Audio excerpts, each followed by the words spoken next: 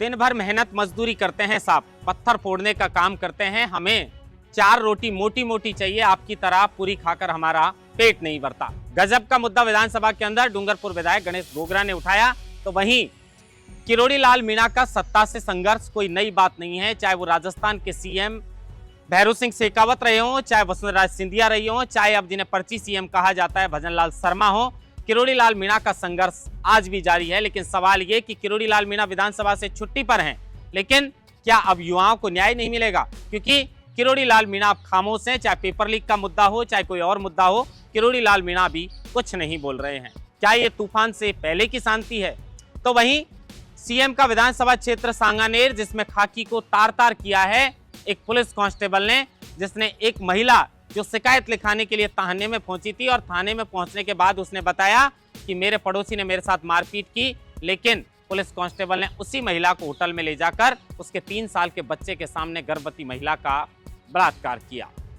टीकाराम जूली ने आरएसएस को भी चेताया है। पत्रकारों के लिए जो आरजीएसएस स्कीम की बात जो है वो बीजेपी सरकार ने की थी, उस पर भी टीकाराम जूली ने जमकर हमला किया है। लेकिन भजन लाल शर्मा का शायराना अंदाज जो है वो जमकर वायरल है और इशारा शायद गोविंद सिंह डोटासरा के ऊपर भी था। नमस्कार, आप देख रहे हैं लोकमत हिंदी और मैं हूं आपके साथ महेंद्र बांसुटा। सबसे पहले डूंगरपुर विधायक गणेश गोगरा के बारे में बात कर लेते हैं। गणेश गोगरा कांग्रेस से विधायक हैं डूंगरपुर से, और वो शानदार तरीके से बोलते हैं। गणेश गोगरा ने विधानसभा के अंदर कहा कि साहब मेहनत मजदूरी करते हैं, पत्थर फोड़ने का काम करते हैं, किसानी का काम करते हैं, हमें 4 रोटी मोटी मोटी चाहिए, आपकी तरह पूरी खाने से हमारा पेट नहीं भरता। आपने जिनके पास चौपहिया वाहन है उनको राशन देना बंद कर दिया, और 1 लाख से ज्यादा जिसकी आय है उसको आपने राशन देने की मना कर दी। तो आप बताइए कि एक मजदूर भी 300 रुपए रोज के कमाता है, तो उसकी भी साल की आमदनी 1 लाख से ऊपर है। कोई गुजरात जाता है हमारे यहाँ से मजदूरी करने के लिए, लोन पे कार लेकर आता है, उससे फिर अपना गुजारा करता है, और आपने चौपहिया वाहन वालों को भी राशन देना बंद कर दिया। ये बात गलत है। मोदी जी का खाली थैला पकड़ा दिया। राजस्थान के पर्ची सीएम राजस्थान को कौन सी दिशा में ले जा रहे हैं? राशन का मुद्दा गणेश गोगरा ने विधानसभा के अंदर उठाया। अब किरोड़ी लाल मीणा के ऊपर चर्चा करते हैं।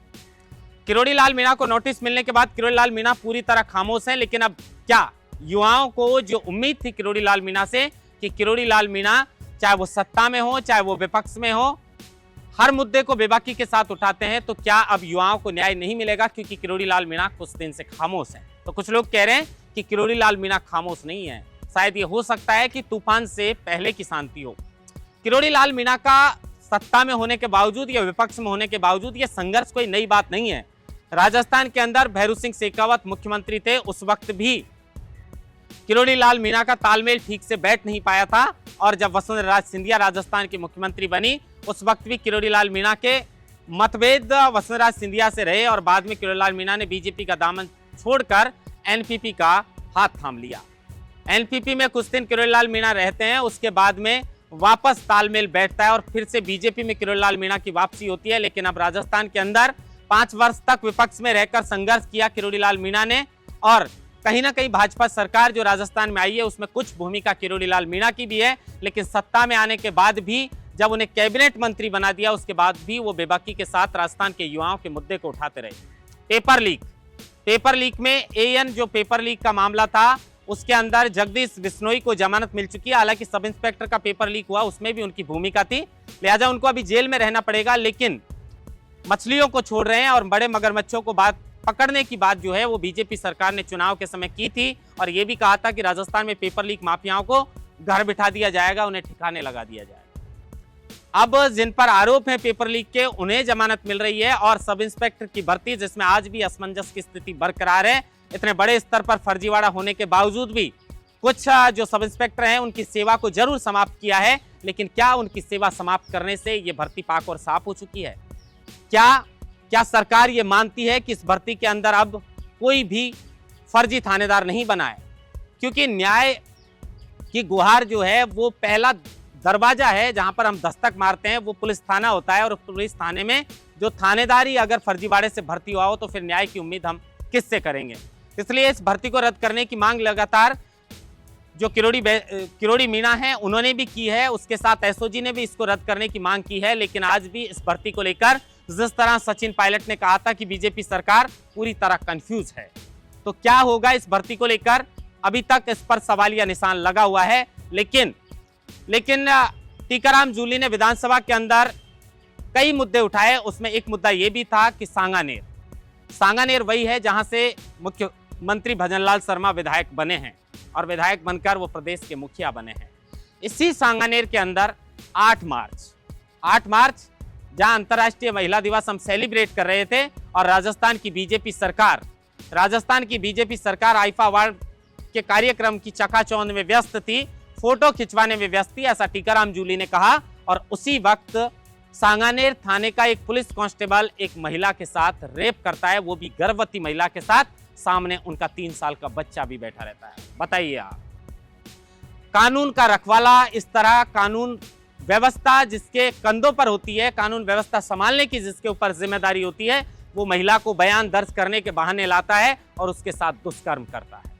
खाकी को तार किया है, खाकी को शर्मसार किया है और किया है सांगानेर विधानसभा क्षेत्र में, जो विधानसभा क्षेत्र राजस्थान के मुख्यमंत्री खुद भजनलाल शर्मा का विधानसभा क्षेत्र है। यह मुद्दा बेबाकी के साथ विधानसभा के पटल पर टीकाराम जूली ने उठाया, तो वही कहा कि पत्रकारों को बीजेपी सरकार ने आरजीएचएस की योजना देने की बात कही थी। ये पीछे पत्रकार बैठे हैं विधानसभा के अंदर, क्या किसी को लाभ मिला है क्या? और इतना ही नहीं, टीकाराम जूली ने कहा कि आरएसएस राजस्थान में अभियान चलाए अगर दम है तो, और राजस्थान से छुआछूत खत्म करके बताए। लेकिन गोविंद सिंह डोटासरा जो विधानसभा से बाहर हैं, शायद मुख्यमंत्री भजनलाल शर्मा का जो शायराना अंदाज था और उसमें वो कह रहे थे कि शादी में फूफा नाराज होता है, लेकिन फूफा की नाराजगी भी चलती रहती है और शादी भी चलती रहती है। शायद इशारा गोविंद सिंह डोटासरा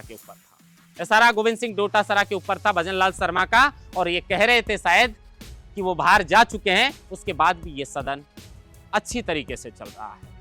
अब सवाल ये है कि जिस तरीके से टीकाराम जूली ने विधानसभा क्षेत्र के मुद्दे को उठाया है, जिस तरीके से खाकी को तार किया है, तो क्या कांस्टेबल को सस्पेंड कर दिया है, लेकिन पूर्व मुख्यमंत्री अशोक गहलोत ने भी इससे कहा है कि एक नजीर बननी चाहिए और ऐसी कार्रवाई होनी चाहिए, ऐसी सजा मिलनी चाहिए कि जो आम जनता के साथ पुलिसकर्मी अत्याचार करते हैं, उस अत्याचार पे अंकुश लगाया जा सके।